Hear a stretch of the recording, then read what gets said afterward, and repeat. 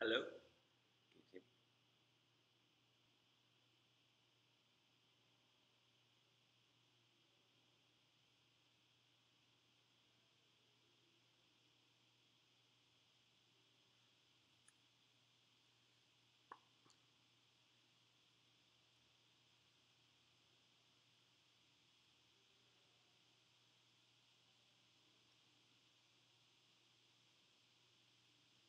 Hello? Is it, how do we know if you can hear me? Can, can you hear me?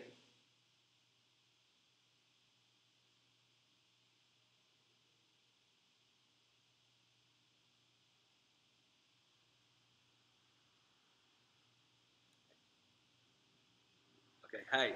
So I can't see anyone there, so it's a bit odd. I feel like I'm doing some type of self-help video. So I assume everyone's listening.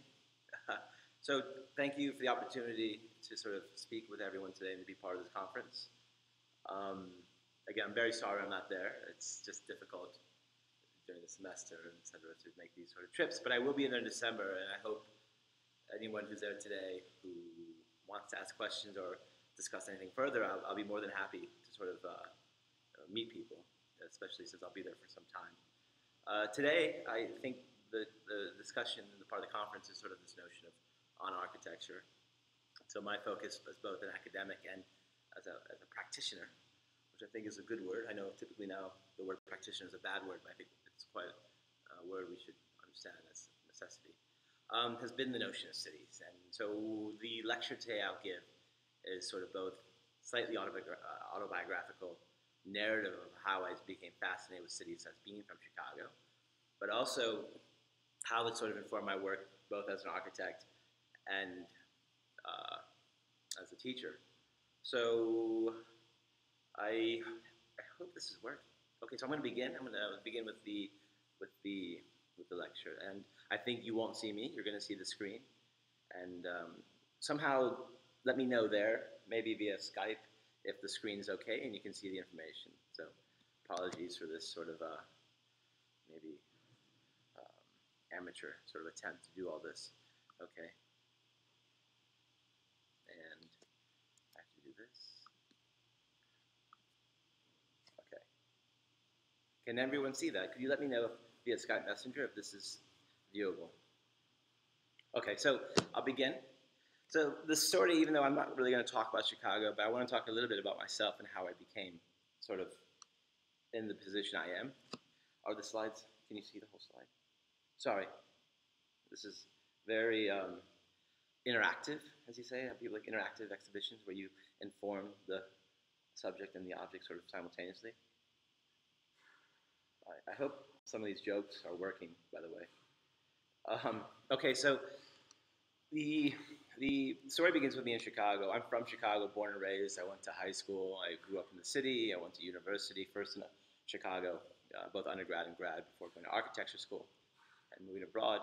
And I think Chicago is, to me, really represents sort of the epidemic of globalization and the false perception of our cities and how they actually are. I think so. This is like the pornographic image that like Iwan Bond took for the 2015 Chicago Biennale.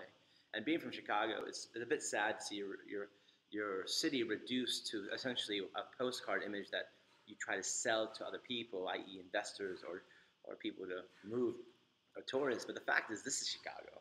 Chicago is, it's sprawled, it's non-dense, it has these sort of suburban typologies, it has like this lack of development. So while we think globally of Chicago like this, and being from Chicago, you know it's more like this, and you feel sort of cheated as if you're not part of the message Chicago wants to send. Um, so while like growing up in Chicago and then going to university, I remember the city was this sort of exhausted topic, the rise of the city, et cetera, et cetera. But I found a bit of a contradiction. So while there's this rise of the megacities all over the world, there's sort of everything moving east. Obviously, Rem and everyone else wrote about this much longer ago. So while these developments, and I'll come back to this one later in the project when we talk about the project I want to talk about today. So this Chicago was trying to sort of mimic this sort of global trend of development of hiring star architects. This is obviously college was, yeah, I mean that's a rather phallic sort of drill. literally a phallic drill in the middle of Chicago. So while this was the proposal, this is what Chicago got. So while the rest of the cities and the rest of the world cities were developing, I was living in a city that was actually rapidly declining. In fact, in 2010, Chicago's population dropped to its lowest since 1910. And it was the only city, major city, if you will, in the United States that actually saw a decrease. But even New York and Los Angeles, while increasing, it wasn't the sort of exponential growth. You know, New York, if you look at the graph at 2010, comes kind of a little above what it was in 1970. So for me, this title of this lecture, The Need for Redefinition, is kind of how I began both my sort of, I think my academic career studying philosophy, politics, and economics, and definitely as an architect. And I went to architecture school to study this, to define the city for myself and kind of understand what was happening. I remember I recently read my letter of intent for graduate school. I was a bit arrogant then. I mean, it was a bit bold as a 24-year-old person to say that you want to study architecture to halt the destruction of the urban landscape. And, you know, even though, I guess at that age, it's probably better to be arrogant, ambitious, and then you kind of get more calm with age. But anyway, so the city as we know it, this is going to be like History 101. I don't know if it's, I think I'm always surprised that a lot of students, and so most of my lectures are geared for students, even though this is maybe a more professional conference. But the city as we know it really begins with the French Revolution, right? And this is not the French Revolution was until 1989. This is the notion of modernity, which I don't want to discuss today. But so if you look at this graph, it's really the French Revolution, the birth of the Enlightenment. You know, it's like really the birth of modernity. And for many reasons, it's created the sort of the philosophical foundation that we have today, because for the first time in really Western history, the notion of self had to be defined without necessarily a church or a king. Like how, obviously being a slave is not good, but it did give you a definition of who you are, and it gave you a sense of self. So in the absence of sort of this sort of clear structure, the notion of self, ethics, freedom were sort of fundamentally important. So the hallmark, as we know, the French Revolution is liberty, equality, and fraternity. And I think these are the words, sorry, I go back, are the words that really began the Enlightenment, also what happens in terms of how we construct ourselves as citizens. I think a lot of philosophers will agree that the statement that captures the ambition of the Enlightenment, modernity, post sort of French Revolution is that dare to use your own reason. In that, we now, as human beings, are individual, autonomous thinking creatures that can think for themselves and not be told what to think, et cetera, et cetera. So, you know, with the absence of aristocrats, merchants, capitalism, all the things that sort of came out of this period, but most importantly, it's the end of feudalism and the birth of sort of urbanism. So in a way, that, again, I showed this graph previously, the city in a way is a construct of this notion of the individual, of the citizen, et cetera, et cetera. So the city is born at this time, and also the notion of citizen as we know today, of this sort of supposedly free-thinking creature. I mean, obviously it's historically weighted. Not everyone was a citizen, not everyone was able to think freely, as we know, but the concept now exists. So the next, again, this is a bit of a gross overgeneralization of cities. I'm skipping, you know, like, let's say, Industrial Revolution, post-World War II, et cetera, et cetera. But for the sake of today, and the sake of how I saw the city, is that the two critical epochs are the French Revolution and the modernity and Enlightenment. And then the next one, and especially how it's affected me as an architect, is how, you know, when China opens its market in 1978, world GDP just explodes. I mean, it's misleading because actually, if you adjust this for debt, it's not that significant.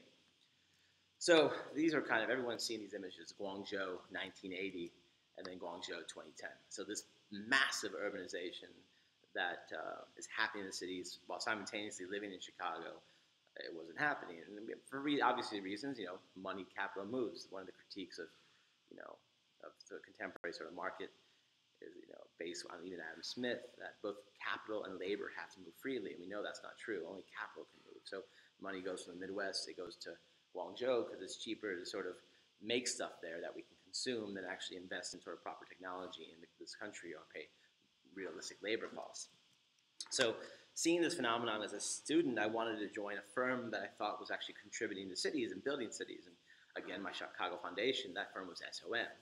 This is probably one of the first memories I have as an architect of seeing like the John Hancock at like 4 years old. I mean, I had no idea what architecture was at this point, but I was sort of fascinated with this. And so I joined this firm, and I thought I would contribute to cities like they did. Inland Steel really was a proper sort of urban intervention in downtown Chicago, and the way it sort of creates this sort of public lobby on this corner, or the Sears Tower, and its sort of vertical, sort of dense city, and how it, adds to the skyline. The first project I worked on was Travel and Trade. But so while I was there, I realized actually I was not really doing what I thought I would do. And so I made it, at one point, I think before I left, I made an inventory of projects I was working on. This is typical, something in Chongqing. This is in Beijing. This is in Chengdu. So it goes from like kind of the banal to sort of the slightly more maybe formal to the utterly absurd, like this sort of nonsense, right? So at some point I realized actually I wasn't working on cities, I was working on developments or proposals for investors, etc. And again, so I made this collage, and it was sort of a critique on my own work and with the work we were doing at SOM. So I took all the projects I was working on, and so it was sort of my critique to us, like, well, what are we doing? We're not making cities, we're making these sort of one-dimensional consumer theme parks simply for investments. There was no notion of the city as the French Revolution of liberty and brotherhood and fraternity and the pursuit to dare to own your own reason. So the foundation of what we think of in terms of a Western city no longer applied. The city no longer was a place for the individual to dare to use their own reason. They were almost constructed as like these sort of feudal colonies in which you're allowed to shop, but you're allowed not really to do much more than this. So at the same time, I broke away and started thinking about cities on my own, both academically in my own office. So I go to OMA. It wasn't much better, just graphically better. But so we know that there's this, we talk about globalization, we talk about cities, and et cetera, and everyone, this sort of neoliberal way to sort of fetishize cities as a way to disguise their real, true sort of market and sort of, I think, capitalist intentions is simply, extract wealth. So the issue with immigration, the issue with illegal entry, essentially for labor. So the United States has this, there's a right wing that doesn't want immigration, which is based on sort of race, and so the other, and essentially racism. And the left wants immigration, but not because I think they really care about human beings, but they want to exploit labor. No person in California wants to pay $18 for a bowl of strawberries, and that's what it would cost if you actually had real labor. So I think both this notion of, immigrants in America right now are both deeply flawed in their justification, again, et cetera, but also like a good thing and a bad thing is like in the 21st century, 130 million people live outside their country of birth. I literally have lived abroad for the last 11, 12 years. I've come back to this country now, and I feel like I am an immigrant because we came from India. But again, I feel even more so, even though I'm from America, I feel very American. But somehow, like, this sort of perspective of being abroad allows you to sort of see maybe the country differently. As Descartes said, to see something, you have to have a critical distance. And I think to understand your own country, I think you have to leave for a while. And I think, it's, as they say, the person who discovered water was not a fish. When you live in something, you can't really realize it. And another thing we realize, and especially as we're working in Asia, like in 2030, half the population of developed countries will be older than 65 years of age. So this, coupled with really sort of racist and sort of nationalist and populist notions of immigration aren't coinciding. Like these wealthy countries that want to keep people out need people. There's a term that used in economics is called the debt burden ratio, where what's the percentage of working age people in a country, and you want that at a certain statistic. And now most countries moving forward are going to have more people that are dependent on the state than that contribute to the state, and those people typically are children and the elderly. So this is an image of the project I like to talk about. We call it Project Seoul. In 2015, we were approached by the city of Seoul and some investors to develop a master plan. They called it a master plan for a piece of land between the airport and downtown Seoul in Korea, South Korea. And so we were actually, I think it was like only our third years in office, and we were asked to do a project of about 20 square million meters, 20 square million meters of a program in this massive site that would house essentially what we now then realized was a city. So a bit about South Korea and Seoul in particular, about what happened to it in this rapid urbanization, because it urbanized probably just as fast as anyone, maybe even as fast as Chicago in the late 1800s. So this is Seoul today. But this is, you see, this just jumps from like 27% to a peak at 81% from 1960 to 2005. And the massive amount of sort of what they had to do to accommodate this. So what we notice also, as it's growing, it's becoming less working class, more elderly, and the children is actually going down. It's a really bad combination. This is, I mean, as architects, we don't really realize the importance of these statistics and how it should influence what we work and how we design. Another thing we realize, and this is, I think, typically globally true, but in South Korea even more so true, is that there's a direct relationship between urbanization, GDP growth, and things like suicide. As these populations went up, and as personal income went up, suicide actually went up because of the stress, the anxiety, or as we call it in Marxist sort of theory, alienation, becoming separated from the subject and object. Another thing that we realized in globalization, especially in the West, not only are we importing our sort of architectural typologies or our notion of public space that doesn't necessarily work, but we're also bringing with us this sort of colonial sort of standardization of not just architecture, but being. And so plastic surgery is just exponentially boomed as GDP and urbanization and sort of suicide. And now as we've done with local vernacular culture, where we're going from, say, traditional or influenced sort of Korean architecture to Western globalization, standardized architecture, the same thing's happening with human beings. Plastic surgery typically is not becoming more Korean or more black or more Indian. It's about becoming more Anglo-Saxon white. And I think this was a very troubling sign as well. And then serious statistic, I mean, the procedures per 10,000 people in 2009 were almost, like a quarter more than the next, and almost double that of the United States. And I think, in the United States, it's about this they want bigger lips, different eyes, but it's always about reinforcing white features, where in Korea and Taiwan, it's about physically transforming your own self into another race, which I think is quite disturbing. So this is Seoul 49, Seoul 2001. And this rapid urbanization, they just essentially eliminated landscape, they eliminated local vernacular, they built over rivers and roads, destroying really the city and really what made it its own sort of authentic sort of city. So a good example of what does this is this competition, I believe it's in 2010 or 2011, and Daniel Libeskind won it, which I still don't understand how this person gets any architecture projects. It's just simply, he's not talented, he's not smart, and I have no respect or value for this human being. So he wins the competition because he says, I'm using this sort of really historically significant crown. And I think typically when architects work in foreign cities, especially in Asia, and specifically like, white European, white male architects, it's this pathetic gesture to a relic, or like in China, everything from the bird's nest. So he uses this crown to create this master plan, which I don't see the relation to. But I mean, when we looked at it, it was nothing more than Corbusier's Voisin plus a tribal tattoo to make something I think is utterly absurd. It has nothing to do with the city. Even this collage itself doesn't even understand how it fits in or addresses the edge condition. If you look at the edges to the right, I mean, you've got this green, like Shrek, like, I don't want to use an appropriate word, but like just sitting on top of something.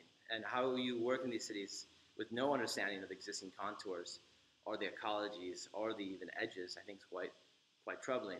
In a way, it's no different than the plastic surgery of transforming oneself from Korean to white. And so this is just a quick collage of projects that were built in the last, say, 20 years in Seoul. And what you see is this sameness, this genericness, this globalization, this eradication of local culture. Architecturally, socially, politically, and sort of ecologically. And so we met the client, and they took us to the site, and this was the site. It was one of the few last places that was actually quite beautiful and green and lush in Seoul.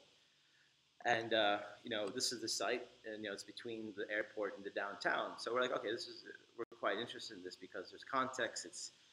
It's also slightly liberated from the urban condition, but at the same time, it has sort of this existing sort of urban condition at the middle of the site. You see in the middle of the site, maybe a little bit down, there's a development smack dab in the center of our project. So a lot of architects that we were competing against saw this as a problem, so we kind of rephrased it. One of the concepts I think we've been developing as architects and sort of as an architect, and I think this transcends scale, we're doing a data center, and we use the same logic for data centers, that in the 19th century, it was really like these mega cities, these sort of point cities. 20th century, moving more to like the Randstad, these sort of clusters working together, but maybe terminal clusters. I think going forward, it's about a network theory. It's about smaller, dense, smaller cities, maybe in population and size, but has a proper ratio of density and functionality. And so instead of cities necessarily competing against one another, we see everyone working together as one network. It's kind of based on the diamond model of competitive economics, where each node has a specific sort of strategic purpose to help the region kind of compete or sort of function as one. So we went back to the site, and the client was like, you know, you're tabula rasa, we want your vision, you're an architect, and we just want your vision, which I hate this word so much. I hate the term vision. I don't think an architect should have a vision or a manifesto. I think we should have, we should find the project within the existing contours, both the material and immaterial contours that define any site. And that goes from a piece of wood to a neighborhood to a library to a city. So we rejected the proposal to start tabula rasa, design what we want, et cetera, et cetera. We said, no, we're going to do something else. We fell in love with the site, with these sort of beautiful sort of roads that exist and this infrastructure that was already there that allowed for maybe tertiary movements. So we went to the site, and the first thing we did was sort of mapped the existing. So we quite liked this sort of project that already exists, and this sort of little sort of and like the sort of transformer hub that we could actually use for like a phase one energy development. And also we kind of went and looked at the existing conditions. Apologies, some of this isn't at the site, but most of this is at the site, and so it's quite okay. So we wanted to preserve as many of the existing buildings as we could, and doing this, we actually created 1.1 million square meters of what the client asked by simply keeping what was there, saving money, adapting, reusing. So one of the images we saw was like, if this is the existing sort of development, over time we'll sort of intervene and sort of add to it. So it becomes this sort of an aggregate. So I think one of the things we think as an office and both as when we teach is that typically in modernity and the Enlightenment specifically, that was always binary. There was right and wrong, black and white, man and woman. And I think this influenced architecture. It was like either modernize or preserve, you know, destroy or keep. And I think one of the fundamental principles about how we think about design, architecture, urbanism, cities going forward is paradox. It can't be either. Like, we have to sort of blur the edges between new and old, and like not eliminate this sort of binary condition and exist in sort of a more of a continuous state of movement, if this makes any sense. The next was existing roads. So we wanted to keep these roads because they actually connected quite well to what a larger urban strategy that I'll show you later. And the next is we mapped these ecological corridors that we thought were very significant that don't exist anywhere. And then after we did this, we said, okay, these are contours, these are mountains, these are lakes. That gave us this sort of, let's say, that was our existing. You know, in Dutch they call it the casco, right? It's the shelling core. This is what's there. We have to work around it. We're not going to just go tabula rasa. And then we simply inverted that diagram to create this diagram as our sort of our insertion plan, so the moments of occupation. And then we came up with these clusters. So in a way, it almost becomes like this sort of archipelago of sort of islands or clusters that really, instead of waters, more infrastructure and ecologies that sort of link the archipelago together. And then you look back on the site, and then at the same time, as everyone else in the competition saw the existing as a problem, as an obstruction, we saw it now as the sort of the generator of a bigger idea. So instead of having one horrible thing, we now have 6 horrible things. But because there's 6 of them, they're no longer horrible. I think that's a good advice for architecture students. If there's a problem in a site or a condition, make the problem the concept. Have that generated. So as in a way, the problem becomes, in a way, an opportunity to develop an idea that you might have ignored. As we were talking about before, this city, the smart city soul, was for this sort of this group was perfectly sort of positioned between Yongsan Station and Ishion Airport, and it was going to have sort of this tram that would go through it, and Gimpo Airport and Songdo City. So we saw this again going back to that network theory, that really all these 6 clusters should work together as one. And so we did sort of intense analysis of what each one had and how this new project could offer maybe a respite, drain some of alleviate some of the traffic and infrastructure, et cetera, that exists. So we went on the opposite way of mapping. We looked at everything outside the site for once. What we found was, again, this beautiful landscape that we wanted to keep, and this tram line that was soon going to be developed that goes perfectly really through our site. And so then going back to the clusters that we defined earlier, we made these sort of nodes, and I'll explain more specifically later what those nodes are, but we sort of based them on sort of, really, I think, a Dutch idea of mobility where you got like, you know, the big high-speed trains, and then you got like the inner cities, and then the trams, et cetera, et cetera. And I think this layering of transportation from a primary to a tertiary is quite effective. And I know in Holland it's beautiful. You take the subway to a train, you go to Delft, and not maybe Delft, but then take the train to a tram, and then all of a sudden you use 3 modes of transportation or mobility in like 15 minutes, and you see the effect of it. So we imagine like the CBD that we would create, for lack of better words, it would be this train hub, and it would be something more urban, more developed, but it would essentially be where the high-speed rail comes in. And the high-speed rail then would connect to a local tram that would allow people to move across the site, because we wanted to eliminate car traffic altogether. Like we were going to find a way to sort of use the edge conditions for cars and parking, but within that tram line, it would all be pedestrian pathways, walkways, bikeways, et cetera, because one of the issues of depression and suicide is literally the lack of physical activity. We noticed that if we could engage sports into the life of a human being, personally, I know if I didn't exercise and train, I would be crazy. So I think this, and making it easier for one to sort of have this as part of their life, I think could deal with a lot of these issues that we noticed earlier. And then the city invested a lot of money in this existing waterway. That's this river. I don't have a photo of it. I apologize. It was quite lovely and beautiful, but wasn't really accessible. So we thought we would sort of use sort of ecological strategies of water runoff in our own streams, our own canals, to connect to the existing waterway to create a larger network that would allow people to actually get to the river and know this river and become part of, in a way, our site, as an auxiliary element to our site. And then within that, we put this sort of fourth layer of pedestrian paths, bicycle paths, et cetera, everything kind of linking, but not in this sort of like really Cartesian way, but more of, again, following the contours, following the ecologies that we defined. And so we imagined that it would be this sort of contradiction, like one thing I like to think of as the rural city. How can these two conflicting sort of terms coexist? And so this fascination of how our intervention simply tucks itself into a site. And so this would be an example of those water canals and sort of the landscape that we won't touch. We were not going to touch anything that we defined as a necessity, as an ecological sort of condition that must stay, and how we sort of just intervene within it. So this is how we imagine, like, say, the infrastructural plan, how it works both internally in terms of mobility and also how it connects to the larger metropolitan area to create this sort of network idea of 6 or 7 sort of clusters working together. So again, we imagine there's this sort of contradiction or paradox between a tram, this sort of very sort of modern building, and then this landscape and the sort of paths that sort of work through it. So having this sort of structural plan, we said, okay, now we have to go back and sort of do the rest of the project, and how do we do this? One of the things we've noticed in Seoul specifically, but again, I think it's a global sort of phenomenon, is that cities are really defined for the ages of production, 18 to 60. Typically men and sort of well-educated people, most shops, most stores. But so we noticed that the elderly, women, and children are just not often considered when we make cities. So we noticed this as a problem because a lot of these issues could answer, like daycare is too expensive, yet the elderly don't have anything to do. There's ways of sort of dealing with this at the same time.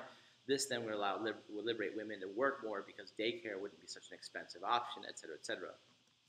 So using them as sort of our archetypes to develop like an urban strategy in terms of functionality and program, we then sort of did a lot of intensive interviews. So one thing, emphasis on education is often cited as the foundation of Korea's rapid economic growth. Unfortunately, people are commuting 2 or 3 hours to get their students and to get their children in schools, and so they can't live there or they go back and forth. So the schools have to sort of be integrated into our sort of strategy. At the same time, like, it has to be something that's walkable, it's close, it's within it. I don't have it today, but there's ways we could actually see it as a 24-hour, 365 days sort of like super function center, because schools are only used 8 months a year, they're empty at night, they're empty in the summer. But why couldn't they be more of an urban catalyst or a public node that has constant activity, and then it could actually generate revenue, et cetera, et cetera. So the issues that we wanted, I think it starts to me with walkability. I think if you can walk to the majority of the things that you want in life, it will increase your quality of life. So we interviewed with a lot of elderly people all over the world. Everyone had to interview either a grandma or aunt over the age of 65, and like, what were the essential things that you need daily? And we realized mixed-use programs, smaller blocks, open green space, we have to reduce pollution, ages, businesses, economy. And all these actually go back to have to certainly deal with density and walkability. And this is obviously is like Hillmeister, early 1940s, but these were the critical things that had to be within a 1,000 sort of meter radius or a 500-meter radius was somewhat like a health clinic, not a hospital. Like there's a big misconception of hospitals. A hospital was like $1 billion. You maybe get like 150 beds. That same amount of money, you could build 30 clinics that would have 5 times as many beds and facilities, and then also strategically located within communities instead of these mega centers. Has to be some commercial, community services, business, production, green areas, residential, and culture. All should be within one sort of life. And we see this as a lifetime village that you can go from a child to an elderly person and really live there if you needed to. Whereas most cities, elderly cannot live there. My mother cannot visit half the cities in the United States. So within those clusters, we made essentially, we always had a certain ratio of what was residential, and then we sort of, as we did at the larger city center, like the larger metropolitan strategy, we gave each sort of node a strategic advantage.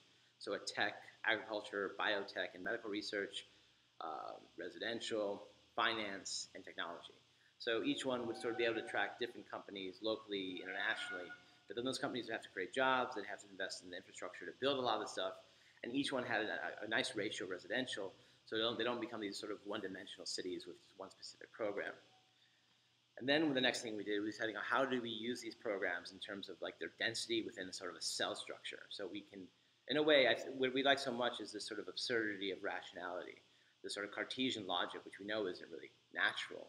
But in a way, it allows you to, the primary function of a system, if you create one, is to allow it to get corrupted by something existing. So we made this very rigorous sort of cell division of how we densify the different programs. Is it a point? Is it a slab? Is it a low rise, et cetera, et cetera? Simply because I think a lot of times when people are doing these large-scale projects, the architectural proportion isn't considered. So before beginning, we actually think about how wide a residential should be, if it's double-loaded, if it's single-loaded, if it's a low-rise, if it's a point, a mid-rise, et cetera, et cetera.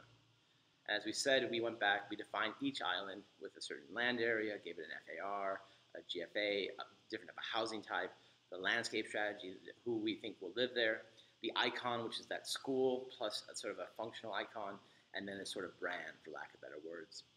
And we wanted to sort of have the staccato relationships. It wasn't like a consistent density, it wasn't consistent GFA, but really more based on the functionality and what the land would allow. So this is sort of the hub, again, looking back, how we sort of, this is very similar to what we did at the, almost at a national level. And this is how we imagined we would define this cell. So this became our stamp, if you will. The radius of the walking, then we go to the primary roads, secondary, tertiary, and the block definition. So again, this is not being radical. It's very, in a way, Dutch, which I quite like. So at the same time, you can see this either as a phasing, or even, I think one of the things we have to sort of consider, and I think architects don't consider this. I know most people who develop things don't consider this, but being from Chicago, they didn't have a strategy for decline. They didn't know what to do with the city if the population went down. So we want to anticipate that as potentiality and actually see decline as an opportunity again. Maybe it's nice to maybe get smaller, but then densify and use that open landscape for new functionalities, new typographies. Like we need energy centers and data centers in cities now. We don't need condos in Detroit and Chicago. Maybe these empty buildings become data centers to help, reduce the cost of, the amount of energy to transfer information. So this becomes essentially our grid, our sort of function, our architectural sort of intervention. And then this is how it goes from, say, the generic circle of walkability all the way to a specific programmatic definition. And this would be an example of the residential area. The red would be primary residential, et cetera, et cetera. This would be like a land use functional diagram. Again, I think it's very Dutch, which I quite like. And then at the end, this is the project. I think it was what we wanted to do, and again, is this notion of a postmodern, non-binary sort of intervention where you don't know if it's growing or if it's corroding or if it's stopped or where it is. It's in a way confusing and maybe even a bit scary. But what we've done is essentially tucked everything into what we could while maintaining the existing and not even touching the existing. But we thought at the same time the edges should be blurred, so it wasn't a clear distinction between what we did and what we didn't. At the same time, potentially it could allow for growth because the edges aren't defined. You could see it bleed out more or less and maybe come back in. So imagine like the top part doesn't fill up. Maybe we rewild it, allow the agriculture and the ecology to come in and corrupt it, et cetera, et cetera. So in a way, this lack of definition allows for more interpretation, more potential, and for the unknown. And so one of the collages that we made in the beginning, we see the city as this, like maintain existing cultural sort of conditions, the existing buildings, and maybe the architecture as a sort of background. In a way, the architecture that we want to propose should be just a background to the existing. And the existing should still define the area and the people and the city. And that's my presentation, and I will now figure out how I can communicate with everybody. Thank you very much. I'll go back here.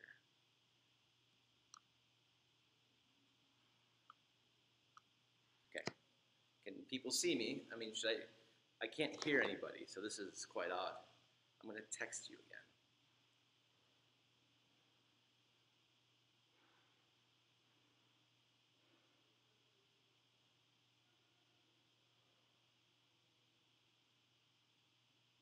How? This is weird.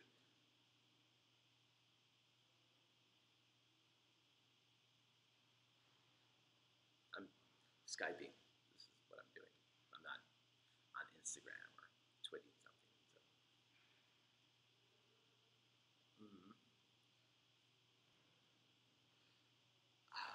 How do I do live chat? How do I do this? Through Google? Like,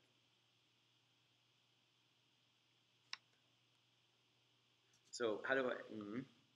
This is embarrassing because I think people are watching and I simply really don't know what's happening.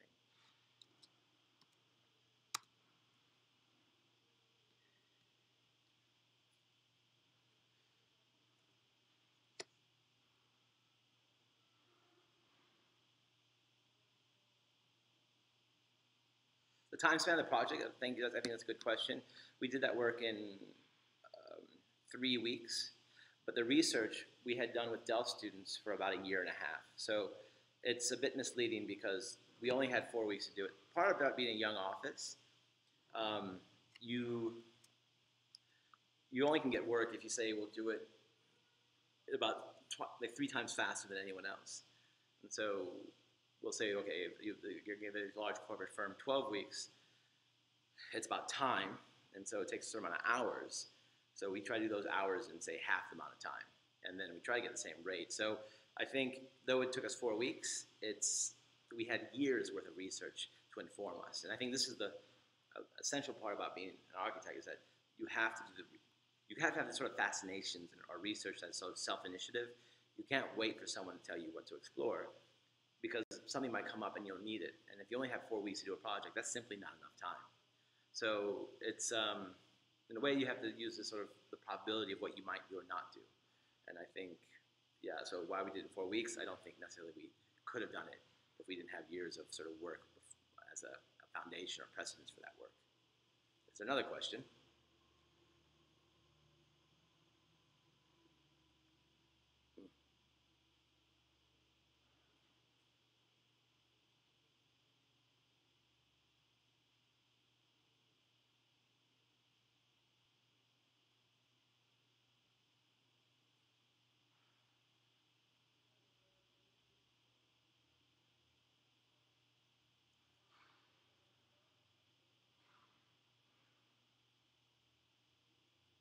That's it? Wow, that's it.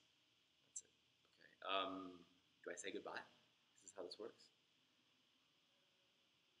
Okay. Thank you very much. I'm very sorry I'm not there. And again, I'll be there in December for the exhibition. I think I'm giving another small talk, if I remember correctly. And so goodbye, and see you in December. Thank you.